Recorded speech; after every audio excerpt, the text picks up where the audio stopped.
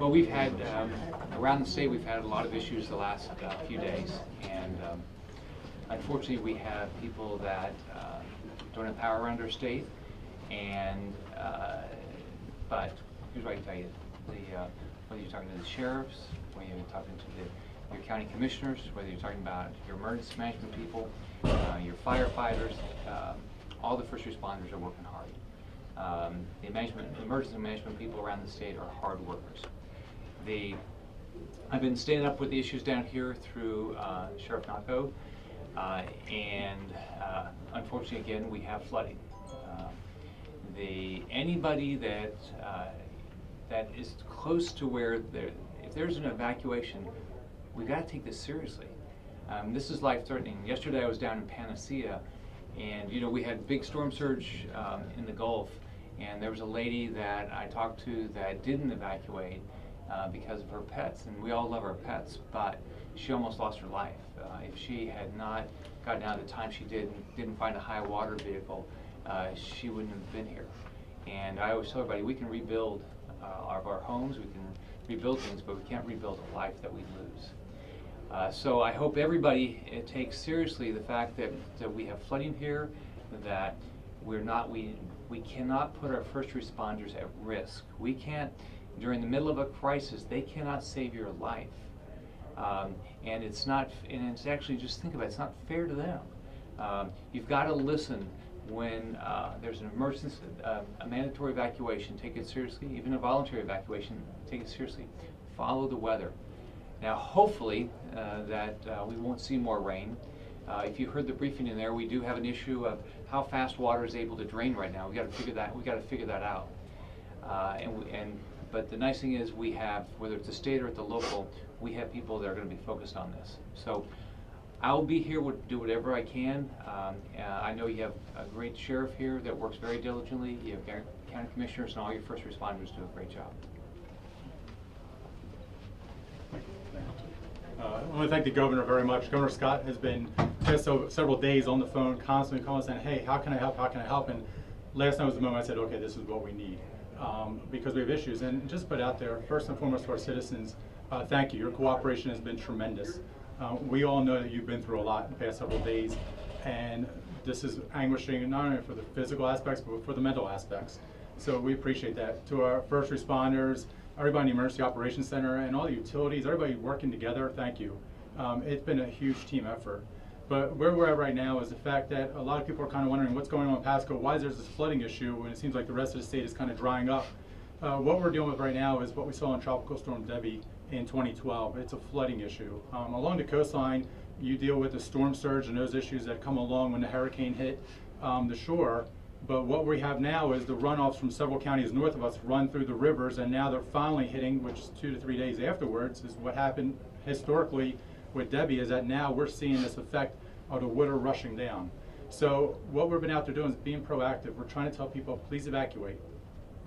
Nobody can really predict exactly how much water is going to be coming this way. But what we do know is that if we warn people right now, please leave your houses. If you're in that area where you've seen a lot of flooding before in the past, leave. We'd rather that you're inconvenienced than, in higher ground, able to take care of your family and yourself and your pets, rather than be in a situation where we have to rescue you, especially in the middle of the night. So that's what we want to put out there for our citizens. Our inmate labor program has put over 38,000 sandbags out there. We have sandbagging still going on. If you need sandbags, we're going to continue to do that because it's critical that our citizens have the resources that they need. But going back to our citizens out there, please, we know this is rough. Don't play in the water. Tell your teenagers, tell your kids, don't go play in that water. We don't know the live wires that are down, the hazards that are associated with it. We've seen snakes, alligators, those out there. And we're also now recovering. There's a lot of vehicles that are underwater right now. So we have dive teams going out there checking on them to make sure that there's nobody in those vehicles.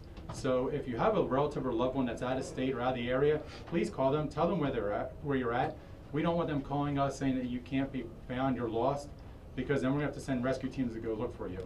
So we really need your assistance. We can't thank Governor Scott enough. He sent us resources, the state law enforcement, FWC, FDLE, FHP, everybody has been great. Our commissioners, this has been really a team effort, and we'll get through this. We're Pasco County. We've gone through in the past, we'll get through it again. We work together as a team.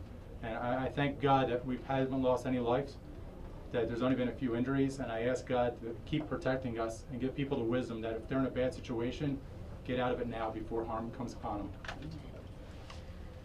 Thank you, Sheriff, and thank you, Governor. This is not the governor's first trip to Pasco County, and we're so appreciative that you have our back. I want to remind our residents that we need to have your damage assessments. It's very important for us as we recover. The state has declared a state of emergency, and we just need to have all those assessments in. So please call 847-2411 and let us know what your damage is, and if we can come out and help. We have staff working here 24 hours a day. We're here for you. We've given out over 71,000 sandbags, and as the sheriff said, our county drains. We have 2 rivers in southwest Pasco, and so there is a lot of water that still has to move through our county, and so we're not out of the woods yet. So please be diligent. I have seen so many cars upside down in the ditches in the last few days.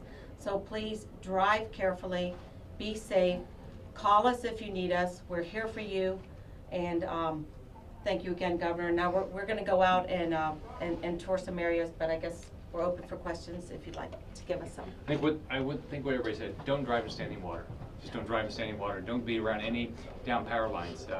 We have the issue around the state. You have the issue here. You have, this is also similar to what we had after the storm right around the Republican Convention. We got all sorts of rain around the state, and we had significant flooding. No one anticipated that, and that's what happened. You guys have gotten so much rain. You have more rain here. There's not anywhere in the state where we've seen this much rain. So that's why you have the issue you have. But we can answer any questions you have.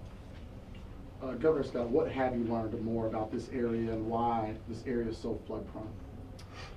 Well, the area we're going to visit is very similar to what we visited. This is the 3rd time, right? Right. I think this is the 3rd time. I think the commissioner has said, we've got to deal with some of the facts that if it's going to continue to flood at different times, why are we allowing that to happen? We got to change. I do want to find out if there's something that happened. They brought up the issue that if something happened when the storm surge came in that's slowing down the flooding, we've got to figure that out and see what we can do to be helpful with that. I want to find out if there's something we can do right now where DEP, if they can do a permit to allow that water to drain, find more drainage. If you look at, we have a beautiful state. We all love our water, right? We love our beaches, we love our rivers, we love all this, we love our Everglades. We've got to figure out how to figure out how to spend our dollars in a logical manner to, when we see a problem, how do we try not to have it happen again? And I know we're dealing with the Everglades, we're dealing with our rivers, we're dealing with here. We just have to keep doing that, and then take your resources, because they're your resources that you give us, and we got to spend it wisely. But I can just tell you that whether you're talking to DEP or the water management district, people want to do the right thing. We just all have to work together. The other thing that I want to thank the utilities. I want to thank Duke. I don't know how many times I talked to Alex yesterday. I don't know how many counties you're in, Alex. We're in 35 counties. Yeah, so. Come on up, Alex. I talked to Alex probably more than you want to. But we have utilities that are working hard, and the other thing is, I think one thing that people don't realize is there really is mutual aid here. It's easy to see that the state shows up with the DOT or DEP or these different things, but the truth is, if you listen to this, Hillsborough showed up to help you. With the utilities, Florida Power Line has been a big help to you. We have people work together well. And then the other thing is, if you go out and talk to people, there's so many stories.